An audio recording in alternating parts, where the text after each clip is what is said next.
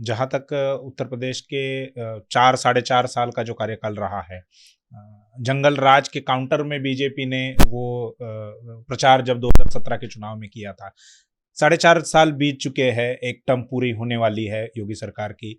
इस 4 साढ़े 4 साल को आप कैसे देखते हैं? अब मेरे पास तो सच्ची बात है वो शब्द ही नहीं है।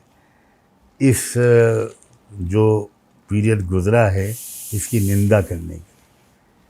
सारा प्रदेश गवाह है। आप देखो कौन सा सेक्टर है जहां हम कह सकें कि कोई पॉजिटिव इम्प्रूवमेंट, कोई डेवलपमेंट हुआ है। लॉ एंड ऑर्डर का क्या हाल है? रोज़ खबर आती है कि यहाँ मॉब लिंचिंग हो गई, आज यहाँ पकड़ के मार लिया, अरे इस बूढ़े आदमी की दाढ़ी काट दी गई। आज तक नहीं पता चला कि ये लोग कहीं पर जेल भेजे गए। आज तक नहीं पता चला कि कोई कानून ने अपना काम किया। तो इसका मतलब ये है कि जो गुंडे किस्म के लोग हैं उनको खुली छूट दे दी गई है। उनको सिग्नल दे दिया गया है कि तुम जो चाहो करो, तुम रेप करो। अब वो क्या हुआ, वो रेप का जो इंसिडेंट हुआ था, हाथरस का, अब वहाँ जर्नलिस्ट जो उसको कवर करने के लिए जा रहे थे वो जेल में पड़े हुए हैं। उनके ऊपर क्या क्या लगा दिया गया, एनएसए भी लगा दिया गया कि उनकी कोई सुनवाई ना हो सके। तो बदतरीन दर्जे का जुल्म हो रहा है। यानी सच्ची बात ये है कि एक ऐसा आदमी जो धार्मिक चोला पहने हुए महंत कहलाता है, कम से कम उससे तो उम्मीद शायद नहीं थी बहुत से लोगों को कि वो इस लेवल पर नीचे उतर जाएगा। तो मैं तो ये समझता हूँ कि बीजेपी को भी नुकसान ही पहुँच रहा होगा इससे।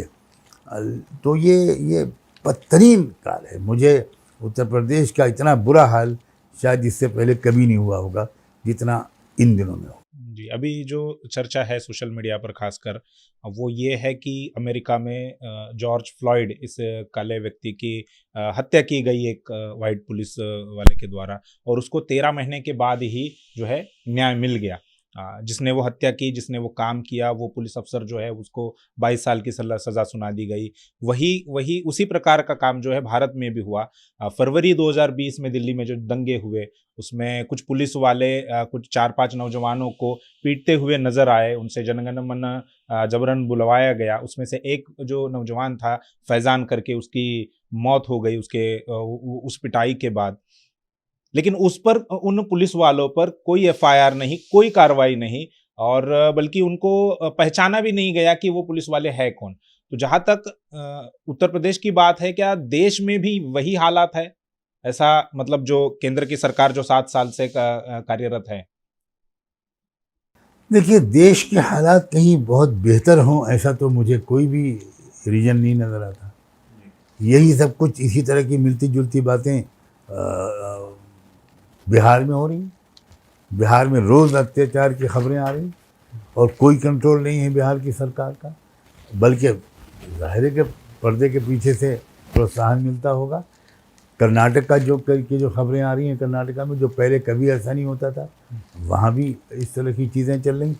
और उसकी देखो एक सीधी वजह ये समझ में आती है, एक तो उनका अपना एजेंडा कि वो तो नफ़रत और खौफ और भय की बुनियाद पर ही उनका कैलकुलेशन ये है कि वो इसी बुनियाद पर सत्ता पर काबिज हो सकते हैं। वो रियल इश्यूज़ को एड्रेस करना उनके मतलब मिट्टी में नहीं है। वो शुरू से जो उनका प्रोग्राम है वो दरअसल डिवाइड एंड रूल का है। और अब जबकि दूसरी समस्याएं उभर कर सामने आ रही हैं, जैसे कोविड-19 के सिलसिले के जो चैलेंजेस सामने आए, तो उसको छुपाने के लिए, उधर से अटेंशन को डाइवर्ट करने के लिए, तवज्जो को हटाने, कोरोना जिहाद भी घोषित कर दिया करने के लिए, तो उन्होंने उसको भी कम्युनल कर दिया। वो हर चीज़ को जिहाद ही समझ रहे हैं। और उधर से तवज्जो को हटाने के लिए पे दर पे रोज़ाना इधर पिछले ख़ास तौर पर 2-3 हफ्ते से ऐसी ही घटनाएं हो रही हैं कि इश्यूज़ बदल जाएं और पब्लिक की मानसिकता जो है मीडिया के द्वारा असली इश्यूज़ की तरफ से बिल्कुल हटाकर और धर्म परिवर्तन की तरफ और फलां की तरफ और फलां की तरफ और फलां की तरफ और आईएसआई की फंडिंग की तरफ और टेररिस्ट ऑर्गेनाइजेशन से फलां लोगों की लिंक हैं, इसकी तरफ इतना उन खबरों को चलाया जाए कि लोग पूरा भूल जाएं जो भी रियल इश्यूज हैं। चंद सालों में जो इस सरकार का फेलियर सामने आया, उधर से तवज्जो हट जाए और लोग एक मरतबा फिर हिंदू मुस्लिम इसी में उलझ जाएं, जब तक वोट पड़े तब तक ये मसला बाकी रहे। वोट डालने के बाद फिर हमको 5 साल देखेंगे क्या करना है।